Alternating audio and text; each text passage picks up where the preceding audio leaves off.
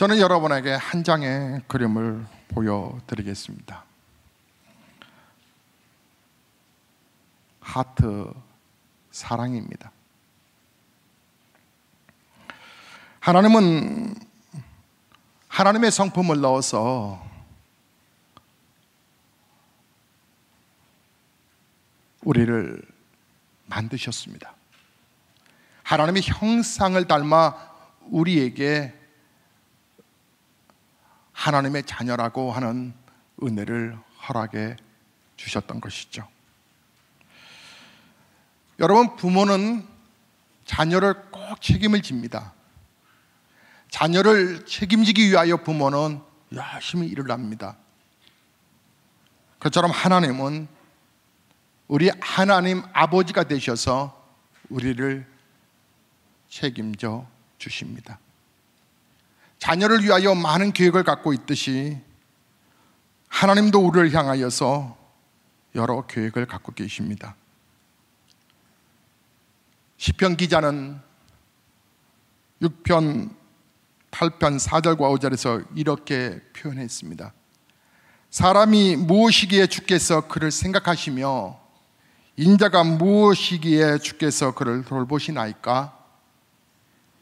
그를 하나님보다 조금 못하게 하시며 영화와 존귀로 관을 씌우셨나이까? 예수를 우리보다 낮게 그렇게 취급하실 정도로 우리를 사랑하신 하나님의 그 사랑 아세요? 그런데 왜 우리는 이 하나님의 사랑을 누리지 못했던 것일까요? 바로 죄라고 하는 것이 들어왔기 때문에 그렇습니다. 이 죄가 순백했던 하나님과 인간의 관계를 뽀개버렸습니다. 사랑의 하트가 갈라졌던 것이죠. 죄로 오염되었습니다. 하나님은 완전한 사랑뿐 아니라 완전한 공의를 갖고 계셔서 이 때문에 하나님은 죄인인 우리를 여전히 사랑하시지만 우리의 이 죄 문제를 해결되지 아니하시면 우리가 하나님의 자녀의 이 권세, 은혜를 누리지 못하기 때문에 하나님은 예수 그리스도를 이 더러운 죄에서 우리를 깨끗하게 하시기 위해서 우리 예수님을 십자가에 못 박으셨던 것입니다. 그래서 예수님은 이 시커멓게 이 죄로 얼룩진 하나님과의 우리가 뽀개진 이 부분을 수술하기 위하셔서 우리 예수님은 오셨습니다. 예수님은 갈라진 부분에 십자가로 꼬매셨죠. 그리고 그분이 피를 흘리셨습니다. 죄로 얼룩졌던 우리 예수님이 이사야서 53편의 말씀을 보면 그분이 고난을 당하심으로 예수 그리스도가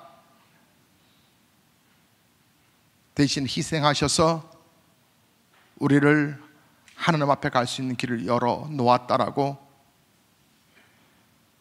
그분이 징계를 받음으로 우리가 예수 이름으로 기도할 때 병나음을 낫게 되었다라고 말씀하셨습니다. 예수님은 그래서 십자가에서 피를 흘리셨던 것이죠. 십자가에서 피를 흘리셨을 뿐만 아니라 우리 예수님은 부활하셨습니다. 죽으시고 성경대로 3일 만에 부활하셔서 우리에게 생명의 주로 오셨던 것입니다. 그래서 예수 그리스도, 그분을 나의 주인으로, 한자로 보면 주인 주자인데요, 예수님이 나를 위하여 십자가에서 피를 흘리심으로 하나님과의 관계를 회복시켜 주셔서 우리 예수님이 나를 살리셨기에 내가 하나님의 자녀가 되었는데 이제 하나님의 자녀의 권세를 누리려면 나는 예수님을 나의 주인으로 맞아들여야 합니다. 요한계시록 3장 20절에 볼지어다 내가 문 밖에 서서 두드리노니 누구든지 내 음성을 듣고 문을 열면 내가 그에게로 들어가 그로 더불어 먹고 그는 나와 더불어 먹을 것이라고. 여러분이 하나님의 사랑을 모르고 살아온 삶을 회개하고 예수님을 통하여 보여주신 하나님의 사랑을 받기를 원하신다면 예수님을 여러분의 삶의 주인으로 다시 모셔드려야 합니다. 그럴 때 하나님의 자녀로서 누려지는 그 행복이 있습니다. 그리고 우리가 이 땅을 떠나서 저 하나님 나라 가게 되면 그것은 황금의 나라라고 말합니다. 사람들이 그렇게 소중하게 생각하는 황금, 그것은 천국에서는 그냥 흔히 있는 것입니다. 우리 모두를 하나님과의 관계 속에서 회복시켜 주셔서 이 황금의 나라로 우리 예수님, 우리를 불러주신 것입니다. 이 사랑은 영원한 사랑입니다. 이 은혜는 영원한 은혜입니다. 사랑하는 성도 여러분, 인생은 세 가지 문제를 해결하지 못할 때 갈등하고 방황하고 고민하는 것 같습니다. 첫째는 길을 잘못 들었기 때문입니다. 나는 이 길을 가고 싶은데 막상 가보니까 그 길이 아니었거나 또는 그 길에서 계속 방향을 찾지 못하고 뱅뱅 돌 때입니다. 그래서 우리는 길이 아닌 길을 가려 하고 길이 없는 길을 우리가 뚫어보려고 하는 것이죠. 그렇게 애쓰는 것이죠. 두 번째는 진리를 잃어버렸기 때문에 방황하고 있는 것입니다. 진리라고 생각했는데 알고 보니까 거짓이었고, 사랑인 줄 알았더니 배신이었고, 진실인 줄 알았는데 허위였다라고 하는 것이죠. 그래서 우리는 가짜를 붙들고 진짜처럼 목말라고 있었던 것입니다. 셋째는 우리가 방황했던 이유가 잃어버린 생명 때문에 그렇습니다. 모양은 있으나 생명은 없고 형태는 있으나 열매가 없는 것입니다. 죽은 나무 붙들고 꽃을 피우기를 바라는 것이지요. 그런데 인생의 참길과 진리와 생명이신 한 분이 계십니다. 그분을 만날 때 우리는 잃어버렸던 길에서 등대를 발견하는 것이고, 우리는 거짓과 허위 속에 맴돌고 살았던 자기 자신에게서 진실한 진리와 그리고 빛을 보는 것이죠. 뿐만 아니라 도저히 희망도 없고 도저히 더 이상 갈 길도 없었던 죽음 앞에서 생명을 발견하고 좋아하는 것입니다. 나는 여러분들에게 이분을 소개하고 싶습니다. 이분의 이름은 예수 그리스도이십니다. 2000년 전에 마리아 품에서 태어나셨지요. 갈릴리 해변에서 자랐고요. 33년을 사셨습니다. 근데 너무나 비참하게 그는 십자가에서 죽었습니다. 그분이에요. 왜 그분이 당신의 삶에서 길이요 진리요 생명 되시는 줄 아십니까? 죽었다면 그런 일을 못 하실 것입니다. 그런데 그분이 살아나셨거든요. 그때 살아난 것이 아니라 지금도 살아 계시거든요. 여러분, 이분을 만나보면 여러분의 인생이 변할 것입니다.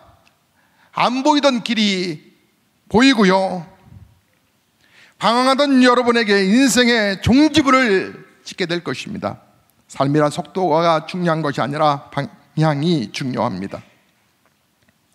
속도로 살아온 사람들이 너무나도 많죠. 그러나 방향이 바로 잡히면 조금 늦게 갈 수 있고 천천히 갈 수 있지만 반드시 갈 수 있습니다. 그것이 길입니다. 예수 그리스도를 만나보십시오. 그분의 이름을 불러보십시오. 당신의 몸 안에서 진리가 살아나는 것을 경험하게 될 것입니다. 우리는 수없는 거짓말과 위선 속에서 살다가 진실한 사람 하나 만나면 눈물이 나는 것이죠. 진실. 그것은 자유예요. 우리는 수많은 것을 가지고 있으면서도 억압되어 있지요. 소유가 중요한 것이 아니라 나눔이 중요합니다. 그 진리를 우리에게 보여주신 분이 예수 그리스도이십니다. 진리를 알지니 진리가 너희를 자유케 하리라. 그리고 마지막으로 생명이신 예수 그리스도를 아는 여러분에게 소개하고 싶습니다. 새가 알을 까고 나오듯이 우리의 영혼은 모든 죄와 허물과 죽음의 세계를 깨고 생명으로 잉태하는 것입니다. 그분이 예수 그리스도이십니다. 여러분 놀라지 않습니까?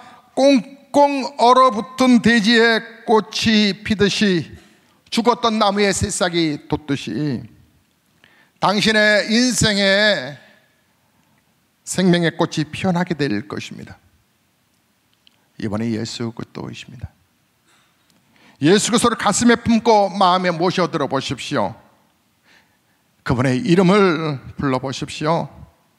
당신의 영혼은 이 순간 변하게 될 것입니다.